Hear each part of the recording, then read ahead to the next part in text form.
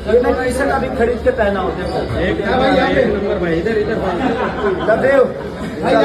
केसरी भाई, जो कंट्रोवर्सी चल रही है उसको लेके कुछ कहना चाहेंगे?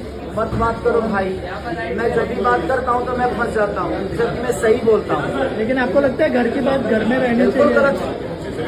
जी हाँ दोस्तों, आप लोग वीडियो में देख सकते हैं ट्रेंडिंग स्टार खेसारी लाल यादव जो कि क्या बोलते हुए नजर आ रहे हैं दोस्तों, जो कि आप लोग को और कुछ वीडियो में दिखाने वाले हैं दोस्तों। तो दोस्तों आप लोग ये वीडियो को लास्ट तक देखिएगा दोस्तों, और जितने भी हमारे चैनल पर नए नए आ रहे हैं दोस्तों सब्सक्राइब कर लीजिए दोस्तों, क्योंकि हमारे चैनल पर भोजपुरी की हर खबर सबसे पहले आते हैं दोस्तों। जी हाँ दोस्तों, खेसारी लाल यादव इस वीडियो में ही बोलते हुए नजर आ रहे हैं दोस्तों, जो कि मैं सही भी बोलता हूँ कि मैं फंस जाता हूँ, क्योंकि मैं पवन सिंह और ज्योति सिंह क्वांटिटी से लेकर कुछ भी नहीं बोल सकता, जो मुझे माफ कर दीजिए।